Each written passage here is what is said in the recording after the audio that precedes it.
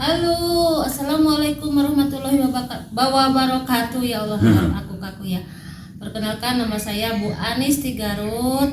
Biasanya kan saya channel karaoke nyanyi-nyanyi, tapi kali ini saya mau pindah gitu ya, mau mengguar sejarah tentang awal mulanya lah. Kita berbincang-bincang dulu tentang sejarah ziarah itu apa gitu loh. Karena kan sesuai dari kepenasaran saya, dan saya awam di bidang itu gitu kan, di bidang spiritual. Dan di samping saya ini kebetulan ada yang beliau ini ahli jarah kemana-mana. Di balai, di balai. Jadi tapi nggak apa-apa kan, kita nggak lihat fisik, intinya dari pengalamannya gitu, dari apa yang sudah dia alaminya gitu aja ya. Perkenalkan, silakan. Assalamualaikum warahmatullahi wabarakatuh. Nama saya Bayu. Kebetulan saya ini lagi main ke Bu Anis. Awal mulanya ya kita sharing-sharing aja gitu kan, mengenai jaroh gitu kan, silaturahim ke tempat hadal maqam waliullah.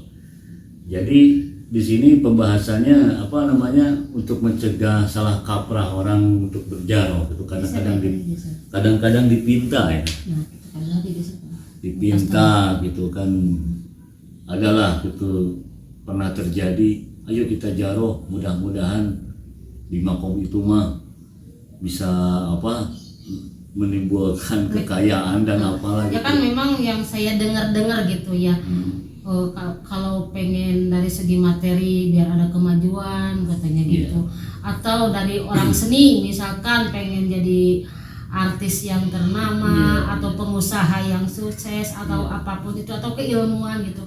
Nah itu yang jadi tanda tanya saya gitu kan, karena dalam titik ini saya tuh awam di bidang itu, Bang Bayu. Emang terobsesinya dengan hawa nafsu, datang ke jaroh itu dikiranya gitu akan mengabulkan. Contoh lah, datang ke satu tempat hadal makom, datang ke situ bisa dikabulkan. Yang sebenarnya itu doa tetap ke Allah Subhanahu wa taala, karena apa namanya, satu ciri itu bukan untuk dipinta, tapi itu hanya bacaan lah, atau kalau introspeksian ya, kalau Sunda kan bilangnya, misalkan contoh di hadal makom nama gelar, contohnya Prabu Kian Santang Kanjeng Sunan Rahmat Suci Godo. Jadi salah satu wali yang kuat ketauhidannya, jadi bukan dipinta. Misalkan contohnya silaturahim, itu yang namanya jaroh. Tetap ngedoa ke Allah Subhanahu wa taala, tapi di tempat beliau gitu, di tempat sirinya beliau gitu. Ya mudah-mudahan lah ada berkahnya, dikasih minimal, dikasih apa, pemasukan, iya gitu lah. terus kita juga setidaknya setelah jaroh-jaroh soleh lah gitu. Bukan dipinta gitu, tapi kalau dipinta di tempatnya, cirinya itu termasuknya musyriknya. Jadi ya ini pesan-pesan aja lah buat penjaro-penjaro, mungkin ada yang paham, ada yang enggak gitu lah. Ada beberapa ditanya gitu orang yang jaroh, oh ini biasanya datang ke tempat ini bisa mengabulkan ini itu salah. Itu yang jadi kelirunya itu hawa nafsu mereka, ambisi dengan kekayaan gitu. Tetap yang ngeijabah itu Allah Subhanahu wa taala gitu. Tapi kan ada hakikatnya gitu, dari tawasul aja kan membesarkan apa, Nabi besar kita Nabi Muhammad Shallallahu Alaihi Wasallam. Itulah Bu Anis. Ini sesuai dari pengalaman Kang Bayu sendiri ya, selama Kang Bayu suka jarah kesana ke sini. Ini kita di wilayah sekitar Garut aja ya.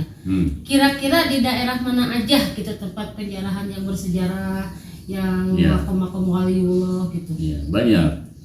Bisa secara mendetail gitu, di mana saja. Salah satunya di Godog, itu kan makomnya gelar Prabu Kian Santang yang dinamai Kanjeng Sunan Rahmat Suci Godo gitu ya.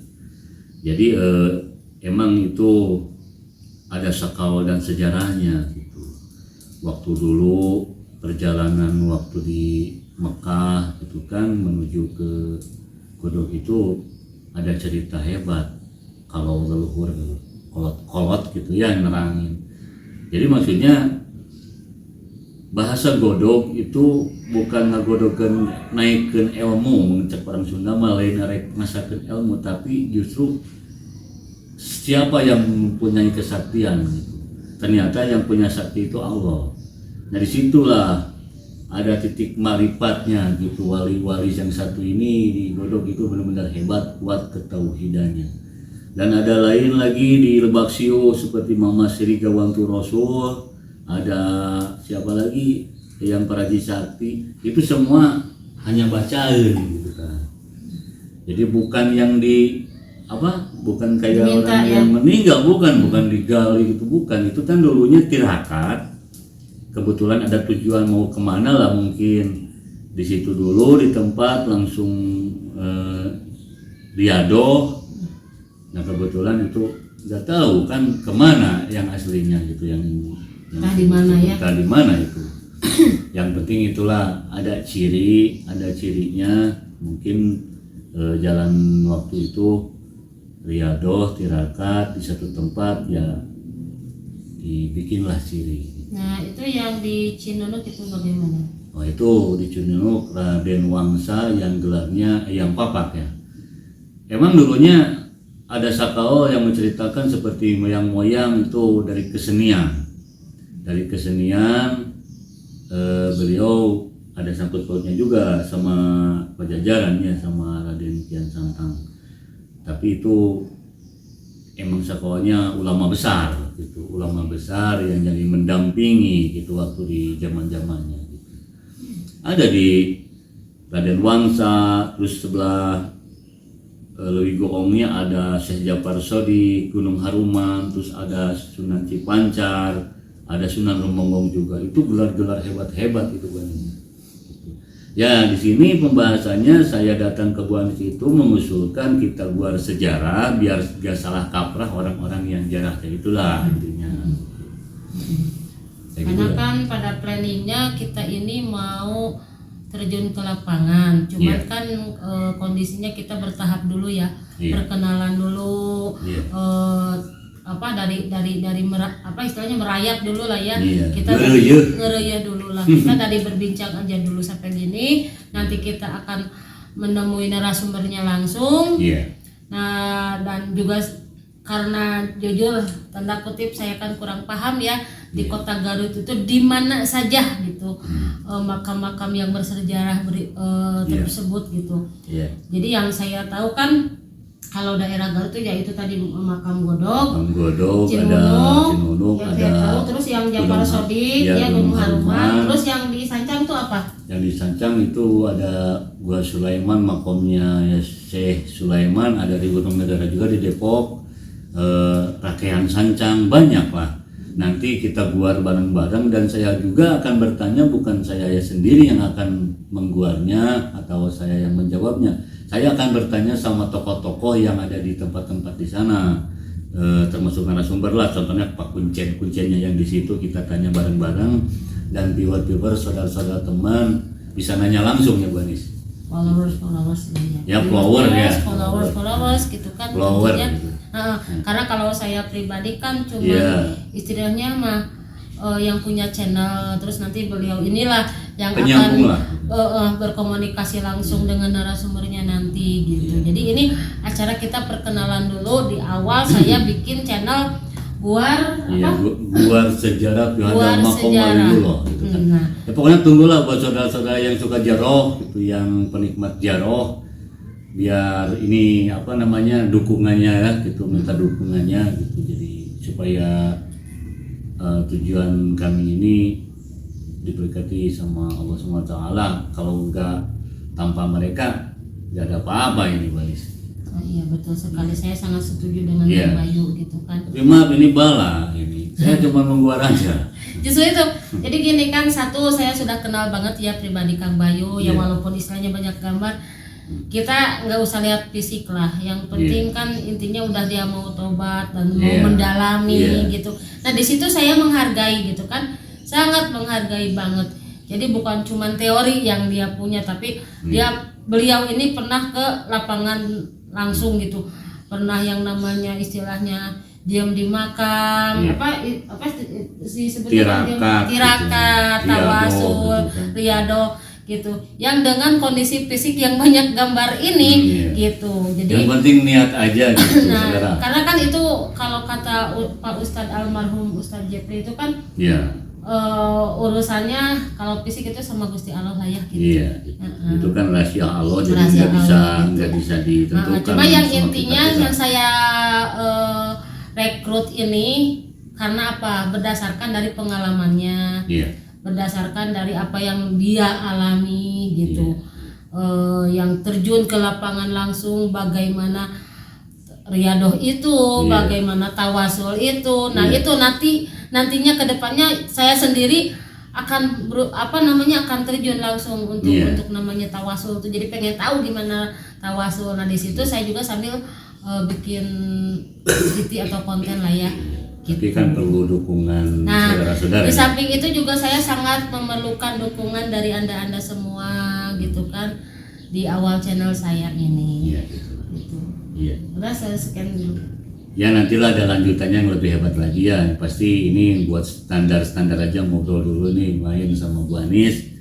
Dan saya menceritakan sesuatu hal ini bukan karena apa-apa, bukan hiburan sebenarnya. Tapi ini membuktikan aja Pembuktian. ya supaya yang jero itu gak salah kaprah aja gitulah. Jadi banyak yang ngomong, kan tadi udah dibilangin datang ke makom ini bisa menimbulkan kekayaan dan itu kan bisa jadi jebakan korin yang di sana. Itu jangan sampai terjadi itu Anis. Nah, Ya. seperti itu kan. Kalau saya pribadi kan awam ya. Jadi kalau dulu waktu saya di Surabaya itu kan ada jarak ke suatu makam gitu. Terus saya ngobrol sama beliau, alasannya beliau usahanya lagi sepi gitu. Jadi semoga dengan ziarah ke sini mendapatkan rahmatnya gitu. Iya. Terus aku tuh senyum kan, Bilangnya senyumnya gitu. gini. Makam itu kan seharusnya kita kirim doa ya. Iya. Mereka tuh menanti doa dari kita, bukan diminta, karena masalah rezeki itu kuasa Allah. Iya. Gitu. Kalau menurut saya pribadi ya, yang awam. Cuma saya nggak berani debat. Yang Karena sebenarnya saya itu menghargai datang ke ya ada makom waliullah itu yang digedekan dari tawasul itu yang pasti orang tua.